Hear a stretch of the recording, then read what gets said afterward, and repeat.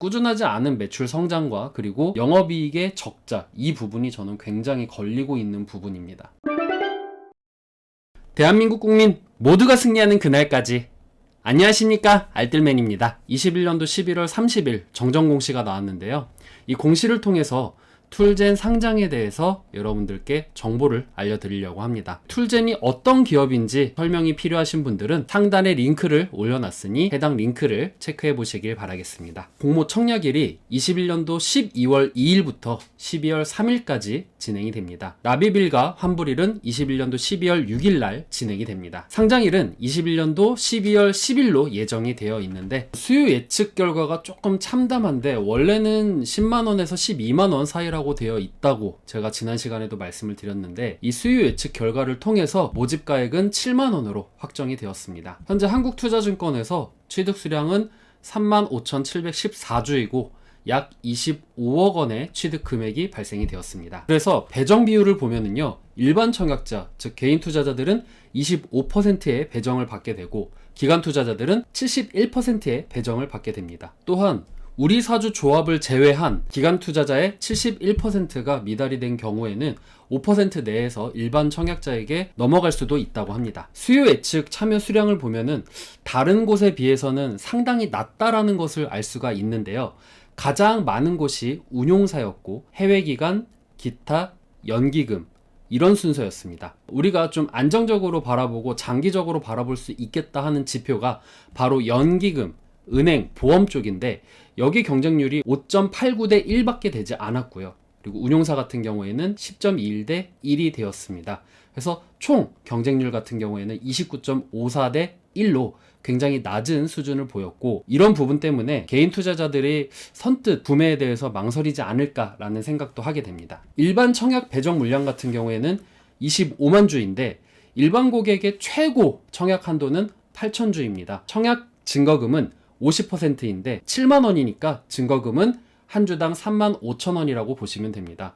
그리고 최고 청약 한도는 한국투자증권에서 여러분들이 확인하실 수가 있는데요. 본인이 일반 고객이다 라고 하면은 최대 8천 주까지 구매를 할 수 있습니다. 이 경우 청약 증거금은 2억 8천만 원이 필요합니다. 우대는 16,000주가 필요한데 이 경우 증거금 5억 6천만 원이 필요하고요.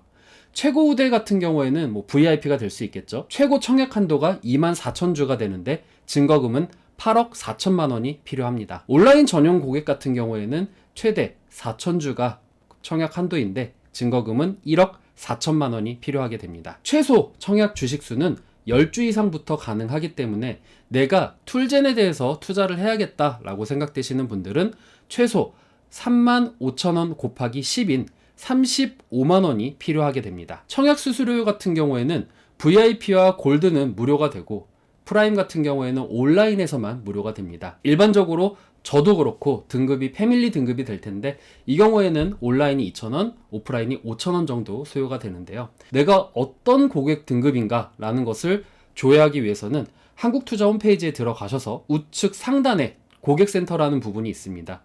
거기서 고객 등급 조회하기, 그리고 나의 등급 조회하기를 통해서 내 등급을 확인할 수가 있고, 최초 가입을 하게 되면 패밀리 등급부터 시작을 하게 됩니다. 배정 방법은 저희 같은 일반 청약자 같은 경우에는 일괄 청약 방식입니다.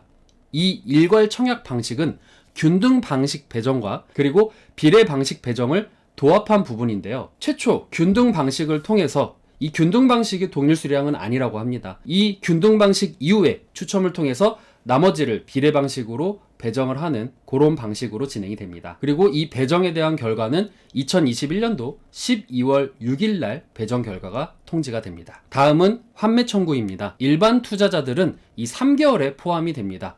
한국거래소의 코스닥 상장 규정 제2조 제31항 2호에 따른 기술 성장 기업을 상장을 위하여 주식을 인수하는 경우 이 부분에 해당이 되기 때문에 3개월 안에 가능하다는 얘기인데요. 이 말은 무엇이냐? 내가 툴젠을 구매를 하고 나서 3개월 안에 내 주식이 30% 손실이 될 수도 있고 50% 손실이 될 수도 있잖아요.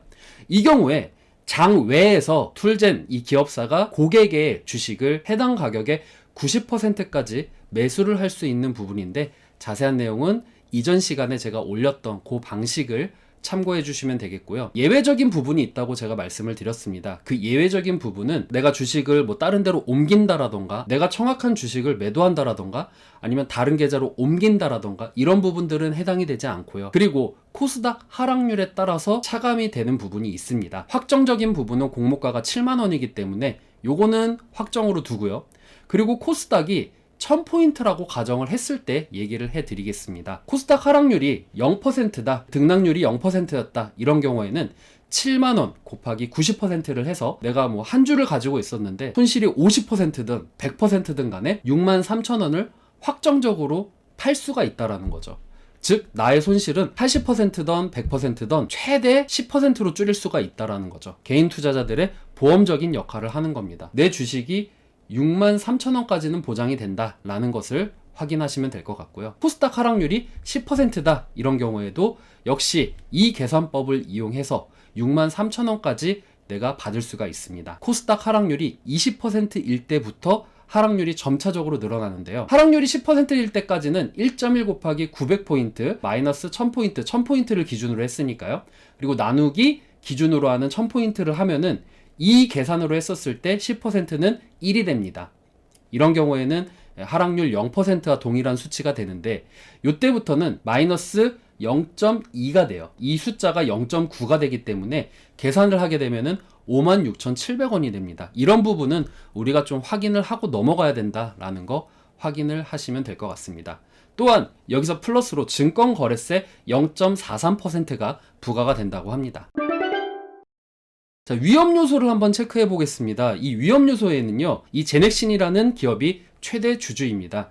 이 최대 주주가 16.41%의 지분을 가지고 있다가 공모 후에는 14.24%로 내려가게 됩니다. 이 부분은 다소 낮은 지분인데요. 추후에 추가 증자 등으로 최대 주주 지분이 감소할 경우 경영권 안정화에 부정적인 영향이 미칠 수 있다고 합니다. 또한 기관 투자자 보유 주식이 특정 주주에게 집중 양도되거나 의무 보유 기간 종료 후 최대 주주 및 특수 관계인이 주식을 매각할 경우에는 당사 경영 안정성이 저하될 위험이 존재가 된다고 합니다. 특정 주주에게 집중 양도되거나 이 부분 같은 경우에는 여기 보이시는 서울대 발전기금 4인 혹은 김진수 창업자 혹은 여기 보이는 등기 임원 중에서 다른 분들에게 뭐 몰리거나 아니면 이 균형이 무너지거나 이런 부분을 얘기를 하는 것 같습니다. 가장 많은 비중이 제넥신이라는 회사에서 14.24%를 가지고 있고 서울대 발전기금 4인 김진수 창업자 그리고 7개의 기관 투자가 가장 많은 지분을 가지고 있었습니다. 그리고 또한 위험 요소는 바로 이 부분입니다. 제가 가장 걱정하는 부분이기도 하는데요. 관리 종목이 될 수 있다라는 부분입니다. 실제 당사는 기술 특례 적용을 받은 기술 성장 기업입니다. 때문에 이 기술 성장 기업은 적자가 나도 이 부분에 대해서는 보호를 받는 부분이 있는데요. 하지만 설립 이후에 지속적인 영업 손실을 기록하고 있습니다. 내부, 외부 경영 환경의 변화, 그리고 전방 산업의 침체, 임상 실험 실패 등의 요인으로 당사의 성장성 및 수익성은 계속적으로 악화되고 있는 실정입니다. 관리 종목 지정 요건에 대한 유예 기간 종료 이후에 매출액 요건 27년도부터 그리고 법인세 차감 전 계속 사업 손실 요건 같은 경우에는 25년부터 영업 실적이 악화됐을 때는 관리 종목으로 지정될 수 있다라는 부분은 참고를 하셔야 될 것 같습니다. 툴젠 같은 경우에는 지금 현재 어디서 매출을 발생하고 있는가라고 봤더니 라이센스 매출에서 가장 많은 매출을 내고 있었습니다. 특허라던가 이 특허에 관련된 사용료가 62%라고 보시면 되겠습니다. 그 다음 많은 부분이 서비스 매출, 기타 제품, 그리고 질병관리청 제품 매출이 7%였습니다. 우리가 툴젠에서 가장 핵심적이라고 볼 수 있는 부분이 바로 유전자 가입 부분입니다. 이 유전자 가입 부분 같은 경우에는 수출 부분이 3.1%의 매출을 발생시켰고요. 그리고 국내에서는 24.7%의 매출을 발생시켰습니다. 수출보다는 국내 쪽에 더 많은 비중이 있다라는 거 여기서 확인을 할 수가 있었습니다.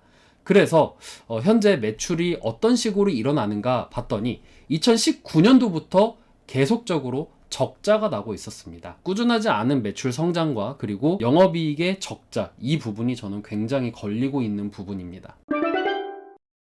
매도 가능 물량을 봐야 됩니다. 이 매도 가능 물량은요, 상장 후에 63.92%가 되고요. 그리고 1개월 후에는 72.79%가 됩니다.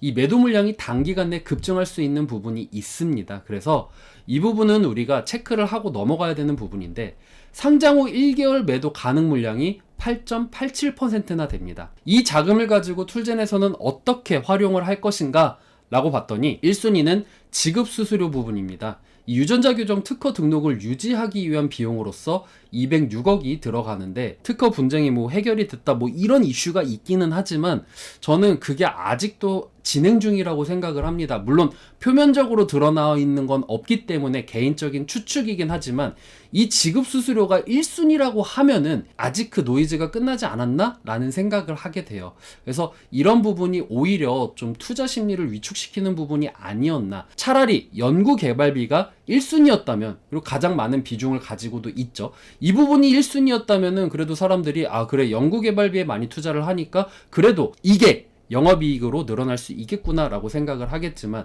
이 지급 수수료가 1순위라는 거는 저는 상당히 걸리는 부분이었습니다.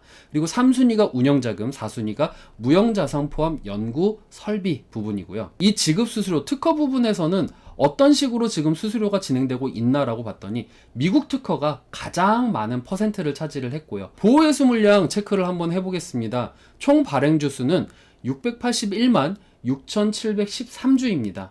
하지만 1개월 후에는 69만 6,858주로서 10.22%가 보유예수가 풀리게 됩니다.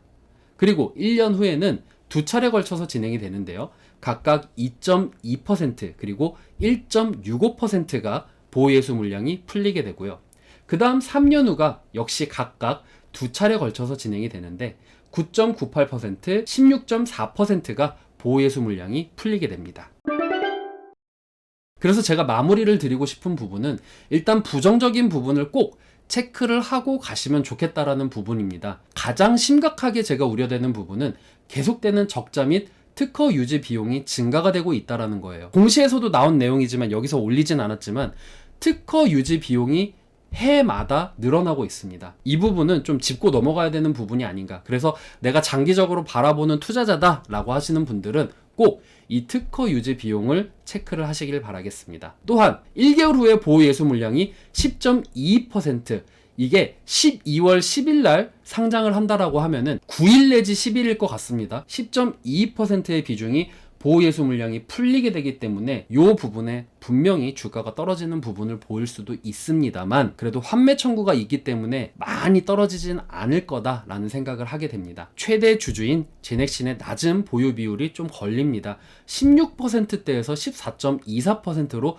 떨어지는 부분도 좀 걸리는 부분이고요. 기간의 낮은 경쟁률도 투자를 하는 데 있어서 심리를 좀 위축시키는 부분이 아닌가 싶습니다. 개인 투자자들이 이거를 보고 기관도 사지 않는데 나라도 사지 말아야지, 이런 경우도 있을 거라고 생각이 됩니다. 국내 비중이 높다라는 거는 조금 걱정이 되는 부분이기도 합니다. 핵심 상품인 유전자 가해 같은 경우에는 해외 비중보다는 국내 비중이 더 높아요. 물론 앞으로 중국과 협업을 해서 GMO 사업을 또 나가게 되고 암 치료 부분도 생각을 한다라고 하면은, 그리고 그게 매출로 찍힌다라고 하면은 이 부분은 해소될 수 있는 부분이고, 실질적으로 적자가 유지되고 있는 부분도 개선될 수 있는 부분이기 때문에 내가 장기로 바라봐야겠다라고 생각되시는 분들, 혹은 내가 들고 있다가 물을 타야겠다라고 생각되시는 분들은 꼭 이 부분을 체크를 하시면 좋을 것 같다라는 생각을 합니다. 개인 투자자가 한국투자증권을 통해서 툴젠에게 90%대의 금액으로 팔 수가 있는 부분이 좋다라는 생각이 들어요. 3개월 내에 내 주가가 못 버티겠다 하시는 분들은 환매 청구를 이용해서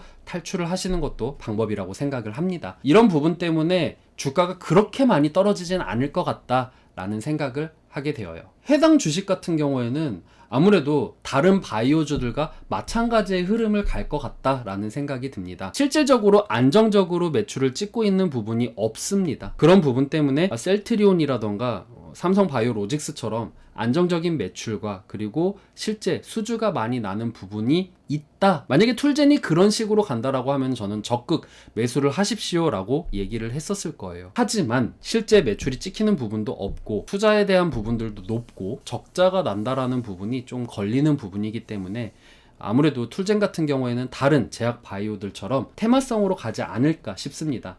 그만큼 이슈가 붙으면 급등하기도 하고요. 시장에 따라서 내려가는 모습도 보일 것 같다라는 생각을 하게 되어요. 그래서 결론적으로는요, 내가 소액으로서 한두 주 이렇게 받고 싶다 하시는 분들에게는 저는 긍정적이라고 얘기를 하고 싶습니다. 왜냐면 마이너스가 30%던 50%던 마이너스 10%까지 손실을 볼 수가 있기 때문에, 특히 내가 공모주를 처음 한다, 이런 경험을 하고 싶다 하시는 분들이 이런 제도를 이용해서 안정적으로 할 수 있는 부분이기 때문에, 게다가 3주 사봤자 손실률이 그렇게 크지도 않기 때문에 리스크가 적어서, 저는 뭐 소액으로 하시는 분들은 정말 적극적으로 한번 해봐라 라고 권해드리고 싶어요. 하지만 억 단위가 넘어가는 엄청나게 많은 금액으로 투자를 하시는 분들에게는 저는 만류를 하고 싶습니다. 어쨌든 간 손실이 10%라도 억 단위로 넘어가게 되면은 그 10%가 1000만 원이 되는 부분이기 때문에, 내가 길 가다가 1000만 원 벌어도 된다 하시는 분들 같은 경우에는 뭐 상관이 없겠지만, 물론 제가 그렇게 말을 한다라고 해가지고 툴젠이 못 간다라는 부분은 아닙니다. 툴젠이 가지고 있는 기술이 또 계약이 되어서 수주가 발생된다라고 하면은 이거는 또 다른 차원의 얘기가 되는 부분이기 때문에, 공모주에 많이 투자하시는 분들이 더 많은 성과를 낼 수도 있는 부분입니다. 혹은 제약바이오가 올라갈 때 그때 시즌에 맞춰서 같이 올라가게 된다라고 하면은 성과를 많이 낼 수 있는 부분이기 때문에 리턴은 있을 수 있을지언정 마이너스 10%라는 부분이 이분들에게는 좀 부담스러운 수치지 않을까라는 생각을 합니다. 저는 개인적으로 한두 주 하시는 분들은 최소 10주부터 사실 수가 있으니까 35만 원이 들어갑니다. 이 35만 원으로 한 주 정도는 받을 수 있을 거라고 생각을 해요. 균등 배정 방식으로 들어가기 때문에. 그래서 35만 원으로 한 주 정도 구매를 하시고 급등을 할 수도 있는 부분이 있기 때문에 요거는 좀 재미 보시고 나오시길 바라겠습니다. 이상으로 툴젠에 대한 소개 여기까지 마치도록 하겠고요. 제 영상이 도움이 되셨다면은 구독과 좋아요 눌러주시면 감사하겠습니다. 저는 다음에 또 알찬 내용 가지고 여러분들께 찾아뵙도록 하겠습니다. 시청해주신 여러분들 감사합니다.